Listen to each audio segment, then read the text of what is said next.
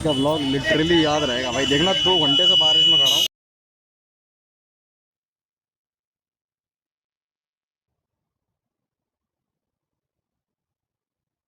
Vlog शुरू करने से पहले मैं आप लोगों को बताऊं, ये वीडियो बहुत ही मुश्किल से बना है। देख सकते हो पूरी तरह से मैं भीगा हुआ हूँ, कपड़े से लेकर बाल तक।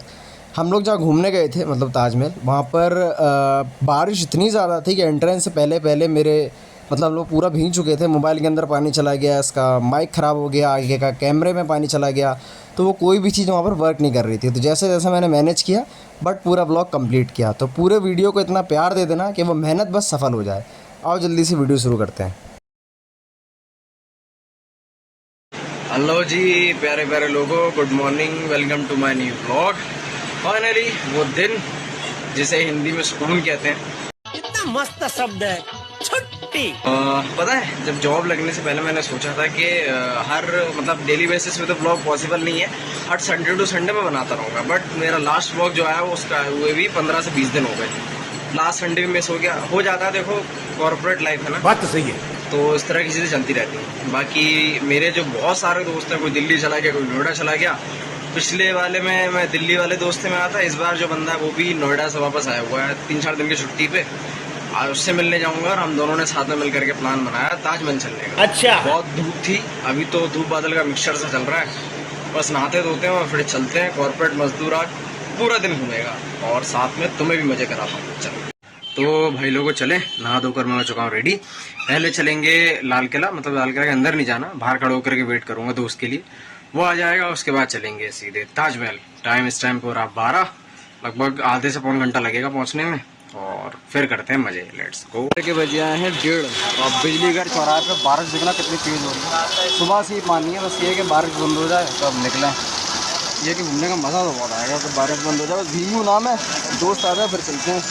का ब्लॉग लिटरली याद रहेगा भाई। देखना 2 घंटे से बारिश में खड़ा हूँ, ये बंदा आ गया भीगता हुआ दिल्ली का। और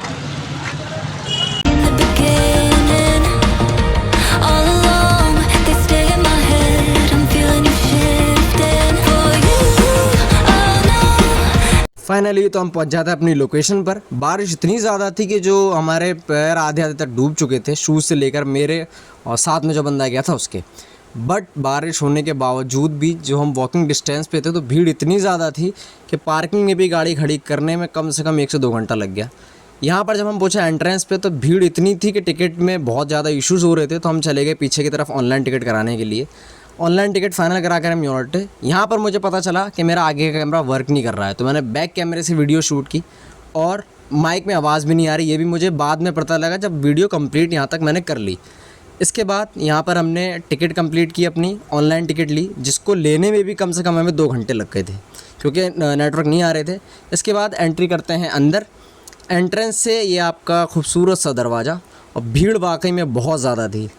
आज हम जानेंगे ताजमहल की कहानी, मिस्टर अजय की जवानी। यहाँ थोड़ा सा मजाक मस्ती चल रहा था हमारे बीच में।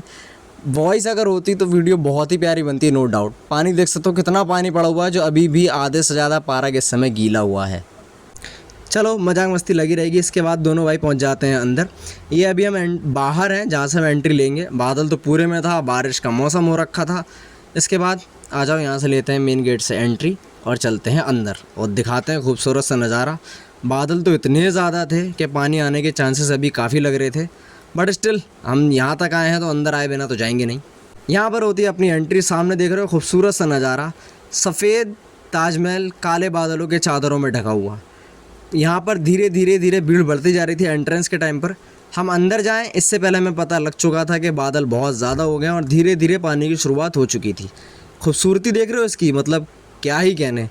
यहाँ हम खड़े हुए थे एंट्रेंस पे, अभी हम अंदर भी नहीं गए थे। इसकी हाइट देखो कितनी हाइटेड, मैं आपको दिखा दूँ।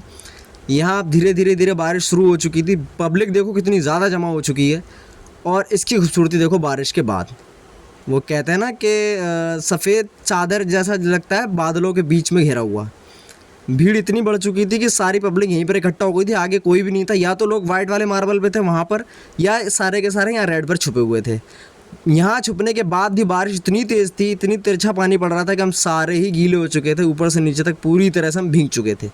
सामने एक शो देखा हूँ, ये ऐसा लग रहा है कि अम्ब्रेला का कोई शो रखा हो, देखो है ना सामने ये सारे जितने भी हैं, और आगे तो और भी छाता मैन बने हुए थे सारे के सारे।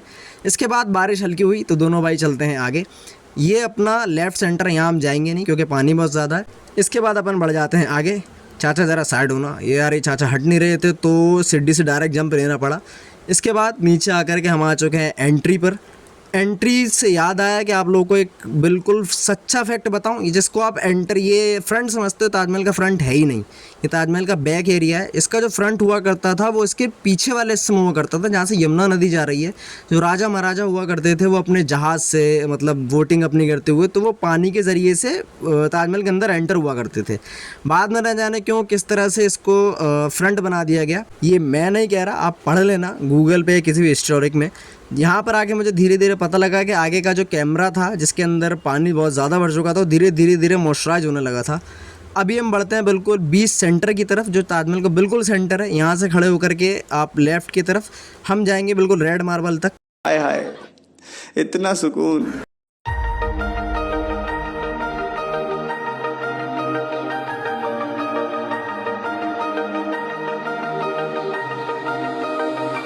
आओ इस पानी के खूबसूरत नज़ारे के साथ बिल्कुल बीच सेंटर में खड़े हो जाते हैं। यार भीड़ इतनी थी कि कहीं से भी जाने की जगह नहीं मिल रही थी, ना इधर से ना इधर से। फिर भी हम अब लड़ाते जैसे तैसे पहुंच चुके हैं बीच सेंटर के ऊपर।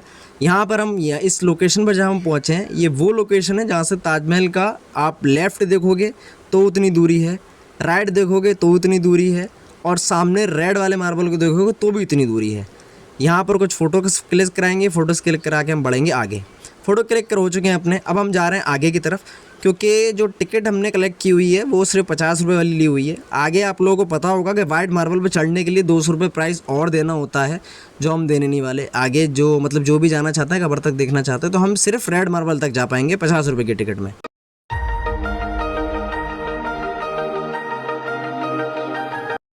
जूते मोजे सारी चीज़ें उतार करके मैं खड़ा हुआ था, क्योंकि बारिश इतनी थी कि पूरी तरह से गीला हो चुका था।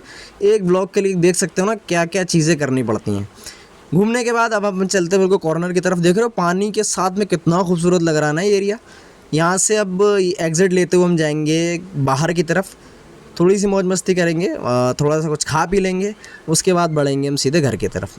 एंड में पहुँच जाते हैं चाय की टपरी की तरफ, कुल्हड़ की चाय दोनों पीते हैं साथ में।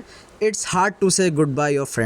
सो अब इसी के साथ खत्म होता है संडे। रात हो चुकी है, टाइम हो रहा है इस समय 8:30, मतलब अभी तो स्टार्ट हुआ था भाई, ये तो शुरू होते ही खत्म हुआ है। अब ये कॉर्पोरेट मजदूर जाकर के सो जाएगा, और संडे इवनिंग का दुख आए हाय, सुबह कल फिर से ऑफिस पूरे एक वीक तक। क्या रे भिख मंगिया, क्या देख रहा है? हाँ, हलवा है क्या? तो खुश रहो सभी, सारे ख्याल रखो अपना। इसी के साथ व्लॉग का एंड होता है।